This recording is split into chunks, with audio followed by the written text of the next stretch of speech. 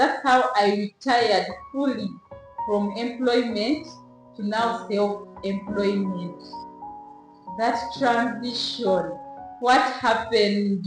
Was it a smooth transition? Are there some challenges that I met? Did I get any temptations of going back into employment?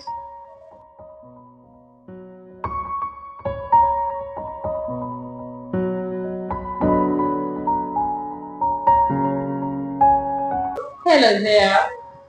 Welcome back to my channel. I'm Javis at Kura Birunji, and in today's video I'm going to focus on people who want to start up a consulting business, or people who are wondering, okay, after discovering myself and the passion, how can I monetize it? How do I start up a business? This video is going to cover you. So after discovering myself and my passion where it was lying, and getting the different ideas of I can start helping out farmers, I decided to put these ideas into action. How did I do it? First of all, I started thinking of, what if I start a consulting business? Can't it help me out? Can't I have farmers come to engage me? Then I shared it with one of my closest friends. Shared out that idea. I told him, you know what? I want to start up a consulting business, mainly an agricultural consulting business. What is your view about it? He told me, you know what, in Uganda or in these developing countries, farmers don't consult.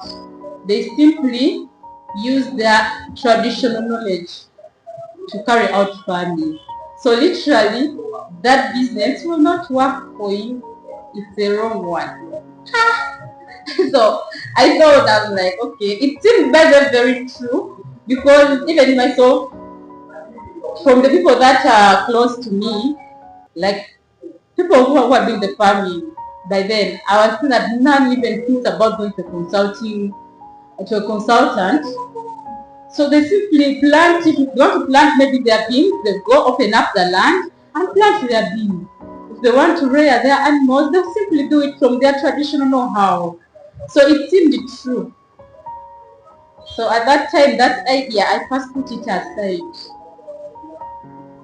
But then, my other passion, that, you know, when you have something within you that you feel you want to ignite out, it keeps burning inside. So it kept burning that I should go and work with farmers. But then I had said I'm not going to look for jobs anymore. But then how am I going to get to the farmers? So the only way was to start up maybe a consulting company. I looked at my phone. I went to Mr. Google. I put in, what do I need to start a consulting business? Mr. Google brought me answers. I went ahead, what do I need to start an agricultural consulting business? It gave me 5 things that I needed. I remember it told me I needed a phone, I needed a computer, I needed a qualification, I needed a client, and an address. So from those 5 things that she told me that I did, I started assessing myself what I had at the moment. I assessed the phone. That was a tick. I had the phone. Okay. A computer. Yes, I had a PC. So that one was checked. I looked at the address. I didn't have one. What they meant by address, because I asked it, what do you mean by address? He told me you needed to be registered, have a business name, get registered, and people get to know you by that business. So I didn't have that. I then looked at the client. I didn't have the client. So those were the things that I didn't have. I decided now to work on the 2 things that I didn't have. On the two things, the one that I could easily start with was the address. So I went ahead to research, how do you register a business? What are the requirements? Where do you register from? So when I got that information together, I went ahead to register a business name and the registration process. I was able to proceed on and succeed in it. So I had those four now covered. But now I was left with one main important thing, which was the client. So I had to think, the client is one thing that is really so hard. You might have all these other four, but the main thing that you need to support for your idea to work is the client.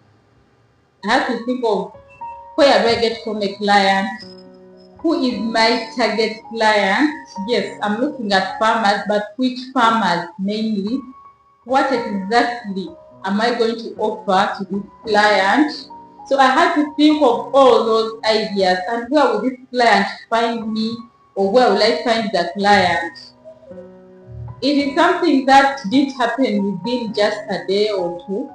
It took time for me to keep internalizing and thinking of different ways of getting a client.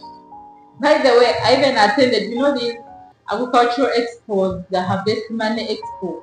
I attended that with flyers, but hey, I didn't get any clients. So it was really, and going into the farming sector, it is not something that you just dive in.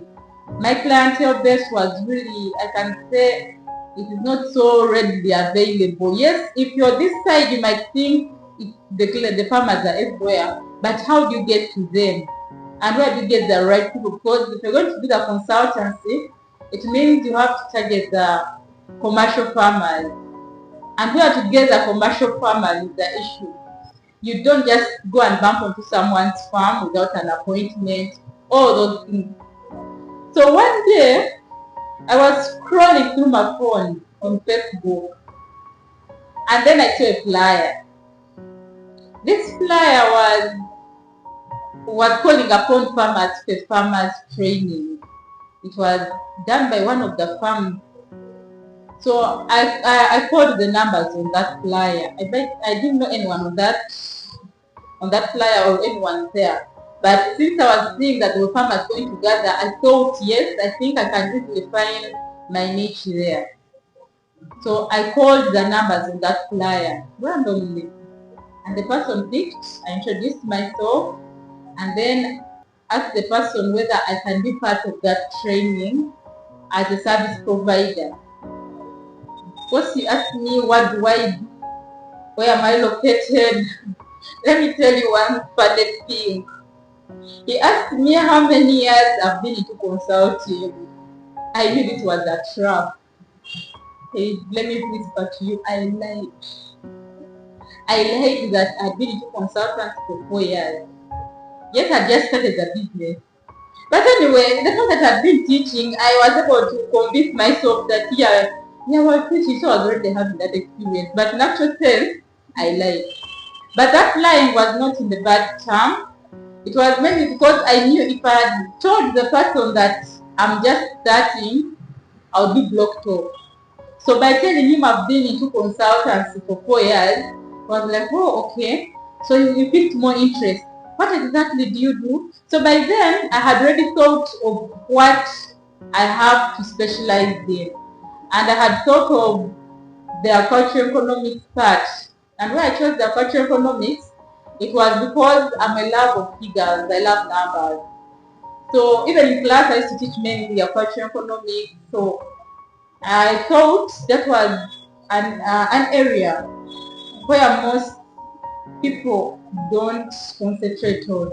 Yes, there are animal specialists, crop specialists, soil specialists, people into the machinery, but the agricultural economics was usually left out. That's what I had researched and found out. So I decided to concentrate on that area and thought of what services I can provide in that area. Okay, so he told me, okay, fine, you come, I'll give you 5 minutes to address the farmers towards the end of the session. and you convince them about your services. If they love them, then they will get to you. And that was the Thursday. Meanwhile, the training was on a Saturday, meaning I had only a Friday. Okay, that Thursday evening and Friday to think and do whatever I needed to do and to gather all the things that I needed for that training. So first things first, I had to go and make flyers and business cards. Yes, I went to the printing stationery and I was able to make those and had them with me. The day came, that was a Saturday, in the morning. I was among the first people to arrive at the venue, and then I was able to interact with the host. He was also surprised that he was like, hey, you're still so young. I was like, yeah, I'm the one I'll be able to handle. I'm the one I've been handling this. I had to be confident. Yes, when you do this, you have to give it confidence. And then he told me, fine. Within a few minutes, other farmers started arriving. And of course, I could tell now these were commercial farmers. Because you could see on their arrival, the way they're coming in.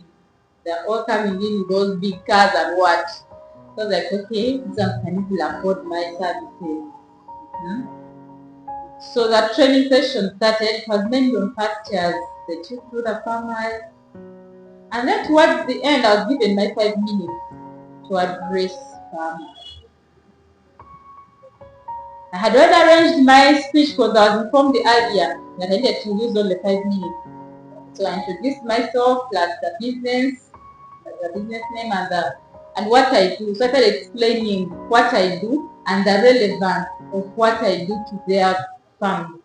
So I was explaining to them. I remember by then I was only concentrating on farm record management, cash flow management, profit and loss analysis. Hey, if I could finish, farmers were already asking for my business card. So I was like, oh, give me your business card, I'll need you, I'll need you. Hey, I was like, okay, this is interesting. I want to tell you, so after the end of that training, one of the farmers called me aside and he told me I need to engage you at my farm, go and arrange my books and also to assess how I've been performing from the reports that I have.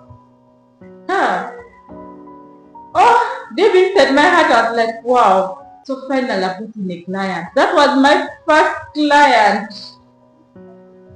I was so happy to have this client come on board. So the following week, of course, as I told you, I had 3 days that I was working. So I gave the appointment the days where I was free.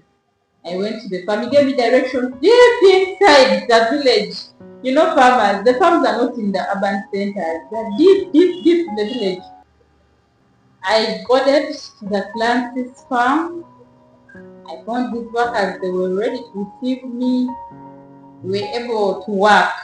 But what I did was to make sure I put in all my best that I could to make sure this client appreciates. I did this work as per the assignment, and then at the end of the day, he was able to receive his information and feedback from the staff, and he was okay, he was happy with the work that I had done.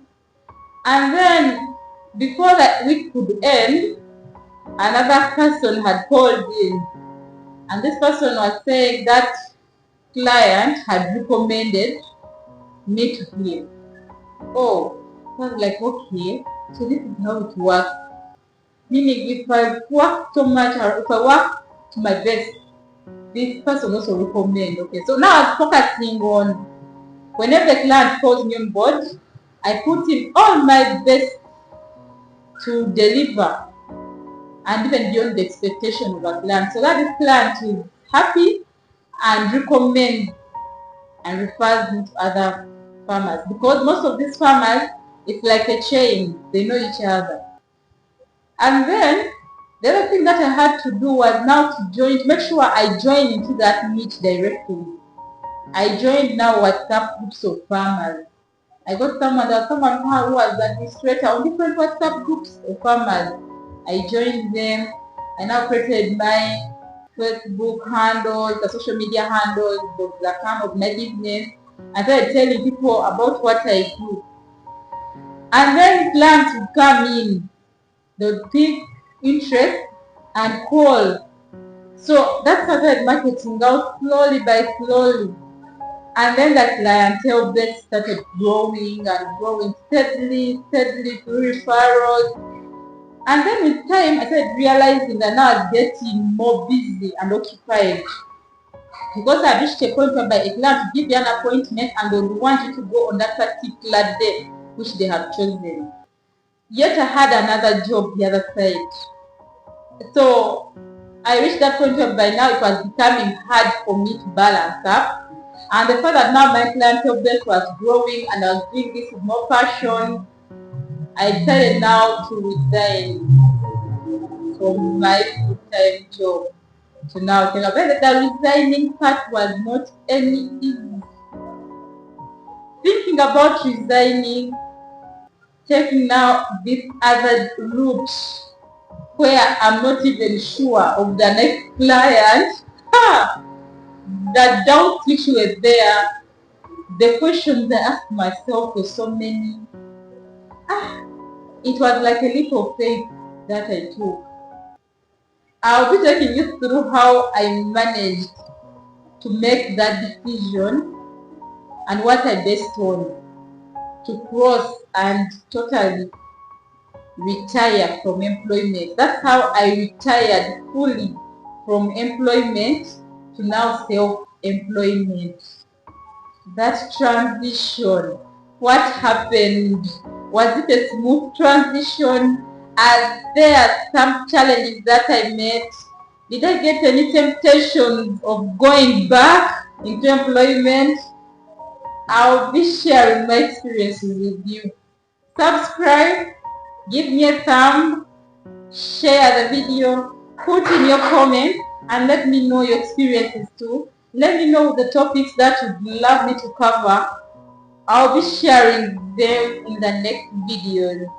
Thank you.